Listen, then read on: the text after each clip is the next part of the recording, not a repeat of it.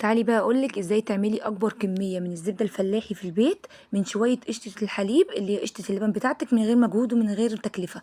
يلا نسمي بالله، ويلا لايك وشير، واللي مش مشترك في القناه يشترك في القناه، واللي مش عامل متابعه يعمل لي المتابعه. ويلا بقى نصلي على الرسول ونسمي بالله ونشوف احنا عملنا الجمال ده كله ازاي. انا عندي كميه قشطه بتاعت حليب، يعني قشطه اللبن بتاعتي انا بغليها وببدا ان انا اسيبها عندي في الثلاجه. تاني يوم بشيل القشطه بتاعتي وببدا احوشها. انا حوشت معايا بمقدار 2 كيلو قشطه.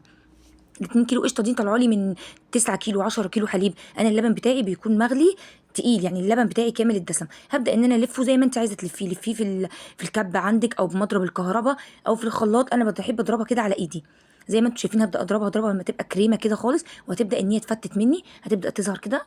بس بتقعد فتره يعني 10 دقايق حلوين، ضرب كده بايدك حلوين. هتبدا ان هي تفتت مني كده خالص. خلاص بقى كده، خلاص بدات ايدي ان هي تتبل لو انتوا شايفين. خلاص كده بدات ان هي تفصل، يعني هتبدا تفصل ايه، يعني اللبن بتاعها خلاص هتبدا تطرد اللبن بتاعها. هقعد الف بقى فيها كتير قوي. اضربي فيها على قد ما تقدري، هي لوحدها هتحس ان هي لفت كده وبدات تنزل كل كميه الخض. ده اسمه خض او ميه اللي انتوا بتقولوا سموه. هي دي كميه خض. الخض بتاعي ده انا مش برميه، انا هعمل لكم بيه كميه قرص رهيبه. وبيتعمل بيه معجنات حلوه قوي قوي قوي، بتبقى ريحتها فظيعه.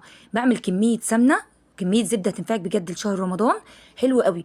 يعني هتقطع معايا كيلو ونص على الميزان او كيلو ب 400 جرام. من ايه؟ من بس يعني قشطه اللبن اللي انا بجمعها، ايه بجمعها من على اللبن بتاعي المغلي اللي انا لازم اسيبه لتاني يوم، اغليه قبلها بيوم واسيبه لتاني يوم هيعمل معايا قشطه.